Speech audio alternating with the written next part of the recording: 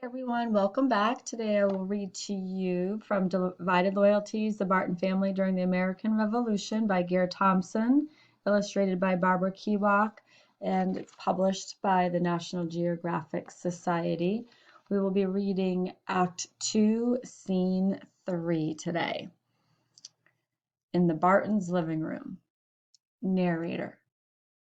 It is a sad Christmas in the Barton house. Many Loyalist friends have left New Jersey for New York. Others are leaving for Great Britain or Canada. British ships have been blockading the harbors so the merchant ships can neither come in nor go out. The Bartons' business has come to a standstill.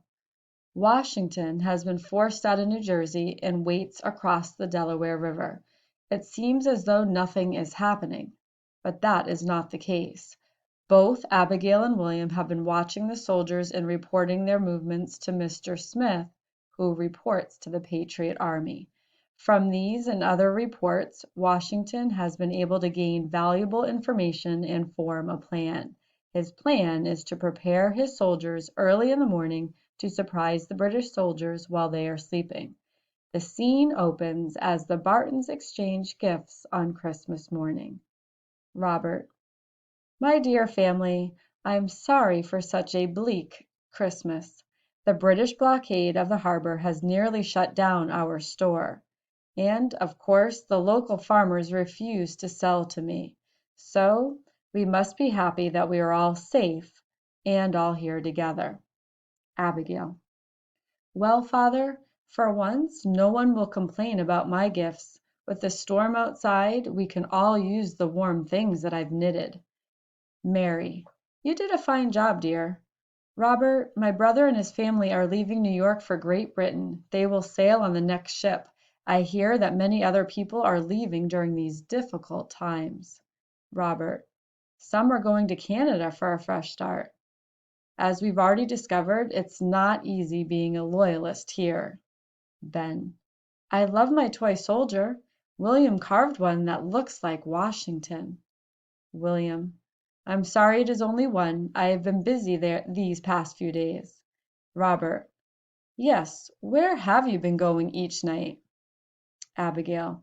Oh, Father, I love this piece of silk. How did you ever find it? Mary. Your father went to the next town to find the silk for you. You can make yourself something nice with it. So, William, what have you been doing? William. I have been meeting with friends, Mother. There is much to talk about these days. The truth is, I have been attending Sons of Liberty meetings. I believe very strongly in the independence movement. Robert.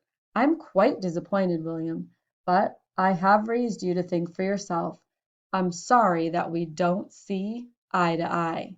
Mary. Well, I'm more than disappointed. I'm shocked that you have been meeting with those rebels and troublemakers.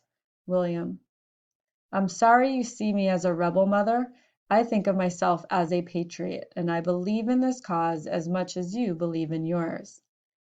Narrator. Later that evening, after the family is in bed, two of William's friends knock softly at the door. William is waiting on the stairs for them.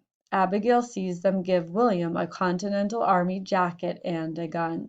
Her heart jumps, but she quickly hands William a note with the information she has collected about the soldiers' movements in and around Burlington.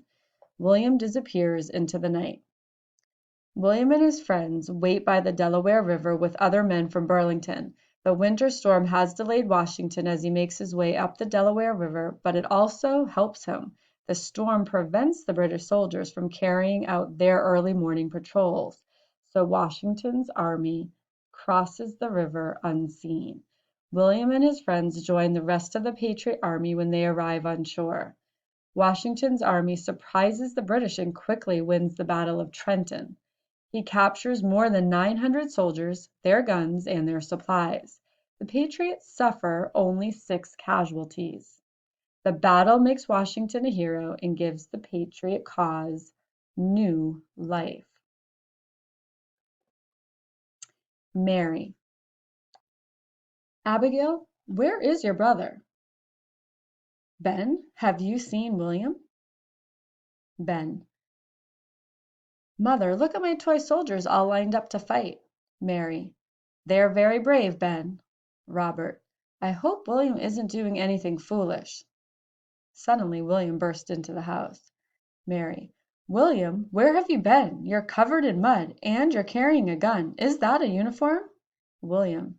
I have been in a fight, Mother. I fought in the Battle of Trenton, and we won. Washington has won. Robert. What do you mean? How could he defeat the British army? There were more than 1,000 men. Washington could not have won a battle that easily.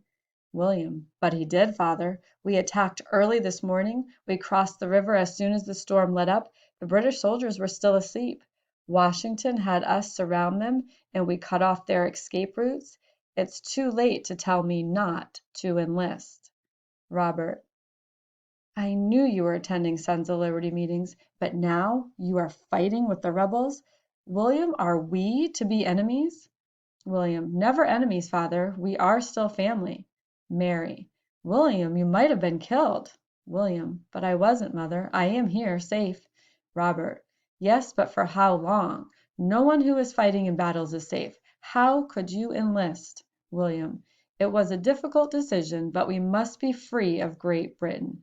I think we can build a great new country. Mary. Oh, William, I cannot believe you would betray us. Not like this, killing our countrymen in battle. William. I have not betrayed you, Mother. We must all make grave sacrifices for our beliefs, British and patriot alike. But one day we will all be better off, free from British control.